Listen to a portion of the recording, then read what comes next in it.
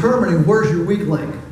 And you know, it can be different things. If you there's no reason to get a $6,000 picker that can do, you know, 12 chickens at a time and a $1,000 scalder. So the whole idea is to mate your system, and then if you overrun this system, then you upgrade, you know, piecemeal. But yeah, the whole line needs to fit together, you know, so that nobody's waiting and nobody's standing around. Yep. Yes. Okay. The weak link is always right here, and Joel's going to show you how to do that. So, all right. The next thing is the scald, and we always add some of our favorite detergent. This happens to be Myers Cleaning, and we put a liberal amount in it. Is it new? I think you still use Shackley's Basic Age. There's no magic. We use an eco yeah. soap. It's a little cheaper, but the whole idea is a biodegradable soap that you could actually drink if you needed to. If you had worms or something like that, you could drink it. And the whole idea here is the soap breaks the surface tension of the water. You know, if you put water on a plate or a saucer, you know, it doesn't spread out. It coheves. It puddles up, and that surface tension of the water holds that together. So this is the same principle that's used, for example, in foliar feeding plants, where you put a surfactant. That's just a fancy name to say a soap to break the surface tension of the water. That's a surfactant. And so what happens then is that the water's wetter. The water is wetter. Yeah, so it penetrates into that feather follicle. You're looking for penetration. Let's go ahead and load up here.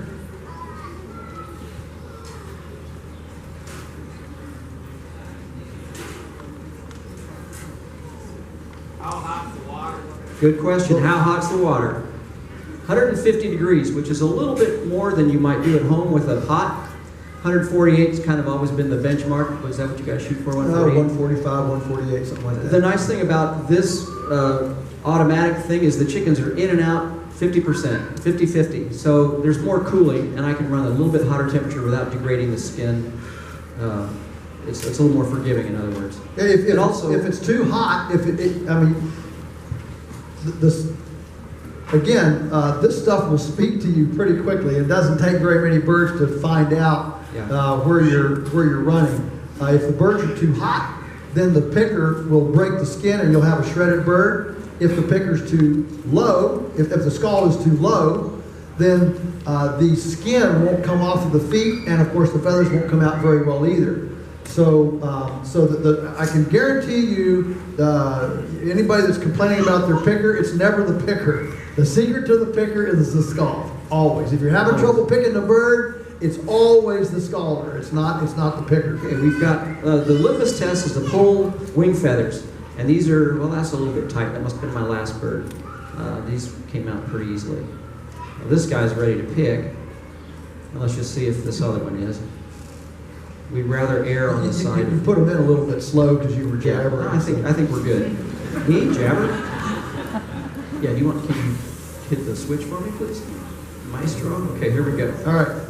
So you notice you turn on this cold water here. The cold water shower actually acts as a kind of those of you who are into canning, you know, blanching. All right, it actually acts as a blanch on the bird and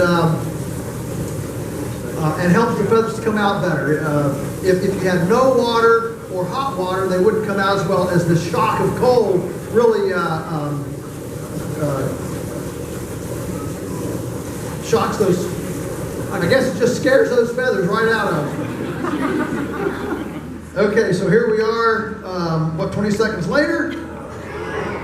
How many people have hand plucked the chicken before? Yeah. Let's say hallelujah. Man, what Grandma could have done with this thing, right? Nice bird. Where were you all my life? Yeah. Right. Question? Good question. No, the question is, what's a better number of birds? I always try to fill the machine. It's sort of like this movement. The machine plate spins at 175 RPMs. I don't know how well you can see that, which is not very fast as far as pickers go. But if you just have one or two in there, they're kind of like kids on a merry-go-round. They don't interact. If we have 3 or 4 in there, they're doing this and gently rubbing the feathers off, and it takes longer with 1 or 2 than it does with 3 or 4. Good question. Thank you. If you fill a merry-go-round, do the kids rub better? I was waiting for the end of the metaphor, you know. 2 kids on a merry-go-round. Let's put 100 kids on a merry-go-round. Wow, the pants are going here. Please. Okay. Now you got your work cut out for you. Yeah. Okay. So the first thing we'll do is we'll pull the heads off. We don't cut the heads off. If we cut the heads off, then we always we hit the bones with the knife, which dulls the knife, and everything we do is to keep the knife sharp. But also it makes sharp shards, little bone shards that can be an issue. All right, so we're going to pull the. What do you need? Gut bucket. That red one's your gut bucket. Okay, it's everything. All right. Yeah. So you know, again, this doesn't take as much strength as it takes technique, and you just kind of, you know, give it a little pull there. Okay. Heads come off pretty well. All right. So now all the heads are off. Okay. Question? Not really. It's more a braking motion. You know, kinking, a more kinking motion, like you kink a water hose. All right, so more like that. All right, and then we're going to take the feet off, and all of your cuts are always in the valleys. So I don't know if you can see this valley here. Can you see that valley in the knuckle there? Okay, so you're going to cut right in that valley. Okay, right through that joint. Okay, and if you do it right, then you don't have the bone issue. Does anybody here want the feet? Any Weston A. Price whappers that all the kids What are you going to do with it? Okay, Make a necklace? I'm going to save the feet up here. You know, it is truly a sign that our tribe is becoming more, sophisticated. Then I can ask that question. 10 years ago, everybody said, what do you do with the feet? Now everybody knows about Jewish mother soup and making their own gelatin and all this stuff. I mean, we used to throw all of our feet away. Now we sell 2,000 pounds of feet a year for $1.50 a pound. You know, pretty cool. Okay, so get the feet off. All right, everybody got that? Just whack those feet right off. All right.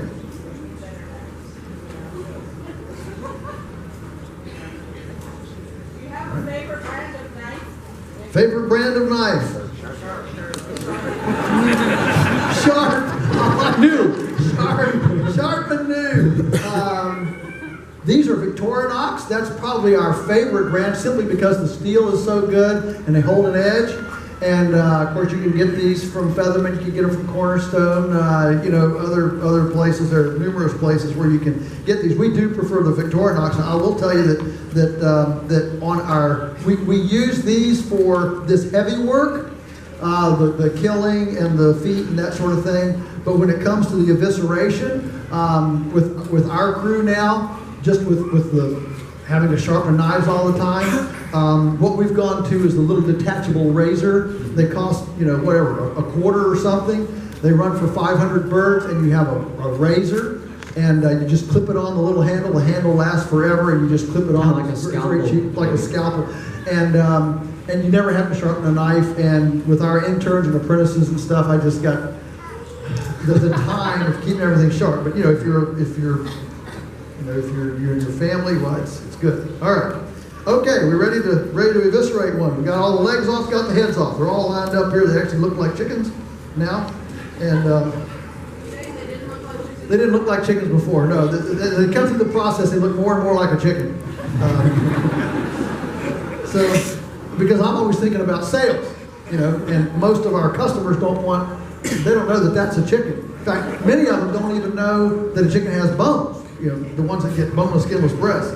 So they think these breasts are out of, you know, Like we go out to the boneless, skinless tree, you know, and pick like cherries, apples or something. So, the first thing we do is, again, position is everything, and I like to break this down into various specific things. So the first thing is to get bucket's in the way. Excuse me? Grab a bucket over a little bit. There. No, there. How's that? Is that better? All right. Okay, so I'm gonna pooch the tail up with my pointer finger, and then I'm gonna take out the oil sac. And let me say that is optional. Some people don't. Some people do. We've just always done it, and I'm too old and curmudgeon to change. So I always heard that it taints the meat a little bit, so we're going to take the oil sac out. All right? Then we're going to flip the bird around. And again, we're going for the valleys. So in the breast, you have this indention in the breast. See that? Where the breast comes down, and you have this indention. Now, if Jeff, did I got the right word? Yeah, Jeff. If he hadn't taken the feet away, this would have a full crop sticking out here, and it would be a problem. Okay, so right now it's a nice clean indention. So I'm just gonna pick that skin up just enough to get it up, and I'm just going to nick it with the knife. Doesn't take much, just enough to tear the skin to be able to get my finger into that skin. All right, to open it up, and here is the crop. And that crop is nice and empty, but it is slick as snot on a glass, let me tell you. And it feels like afterbirth, it's really slick. Yeah, everybody knows what afterbirth is. Now I get it. Sure, everybody knows what afterbirth is. All right,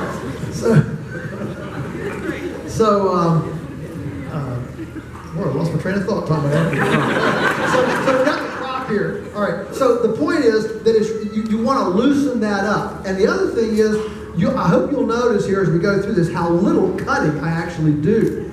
You can do a lot of damage cutting. You can cut too deep. You can cut the wrong thing, and then suddenly a bunch of juices pop out into the carcass, and you've got a sanitation issue, hygiene issue. So watch how little cutting I do. It's really not much. All right. So what I'm going to do is I'm going to try to tuck this crop under my thumb. Can you see that? I'm kind of rolling it over my thumb because it's too slick to just pinch off.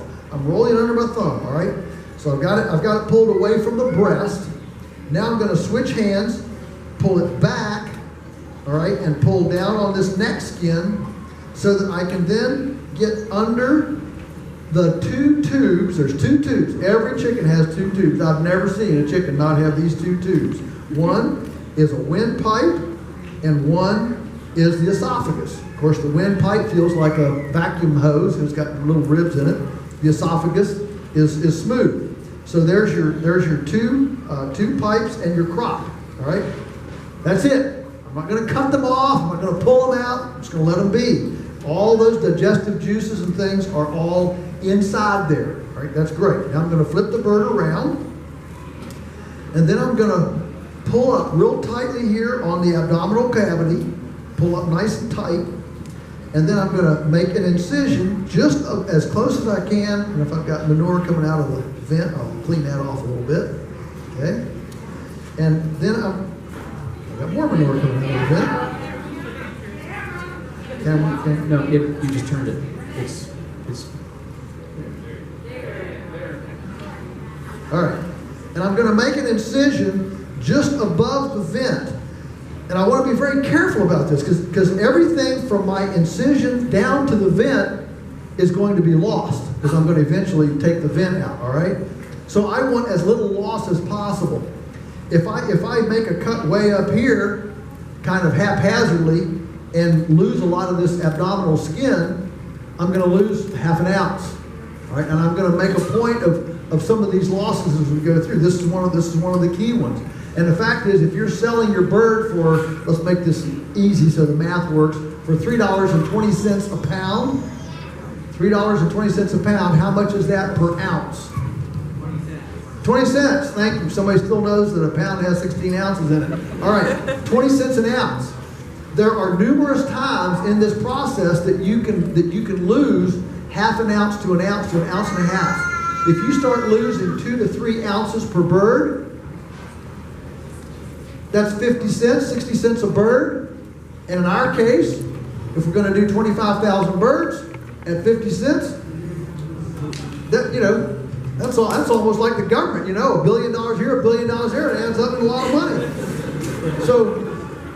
So here you go. All right. So I've got my little incision. Now I'm gonna open that up. I have a little bit of manure issues here.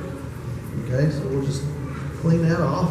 All right. I'm gonna open it up enough to where I can get my hand in. And I'm gonna basically I go in twice. So first time I go in, I'm gonna pull the fat off of the gizzard. The gizzard is a hard organ there facing me. The gizzard is a grinder. A chicken does not have a stomach.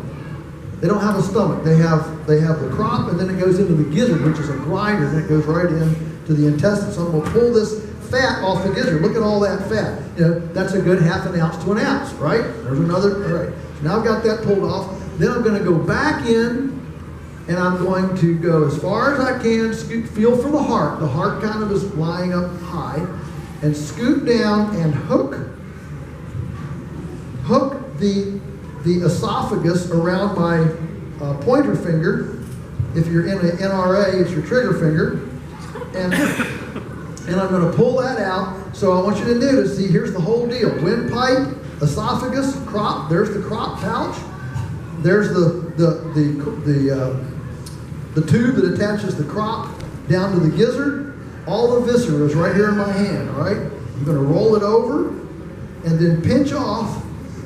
Here's the heart and the liver. Yeah, beautiful. That's a beautiful heart and liver. Look at the color on that. It's real nice. And here's the gallbladder. It's a big green organ right here. And if you've read your,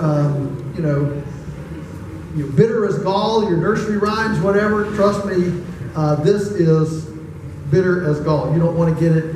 What are the 2 rules of processing, Joel? The 2 rules of processing is keep your mouth closed, and if you feel something on your lip, don't lick it. So there's a beautiful heart and liver. Especially if it's green. Yeah. There's a beautiful heart and liver. We'll put that in the little ice bucket. And that leaves all the viscera right here. Just for sake of this morning, I'm gonna hold off this gizzard and put this gizzard in the ice too. If we have time at the end, I'll open it up and show you how to kind of clean and clean the gizzard. So that leaves all the viscera right here and one intestine with the GI tract here. All right. You don't want to cut it. You don't want to pull it off. So we pick the knife back up. We pull it a little bit to the left, and we cut very close right down to it. All right. We pull it to the right. Very close, right down to it, and then underneath it, okay? And there's your nice clean rear end, and notice we've left little globs of fat. See all that fat along the pubic bones? Let me tell you, fat's where it's at, okay? So that's where the taste is, and that adds weight. Again, it adds weight to the bird. So there.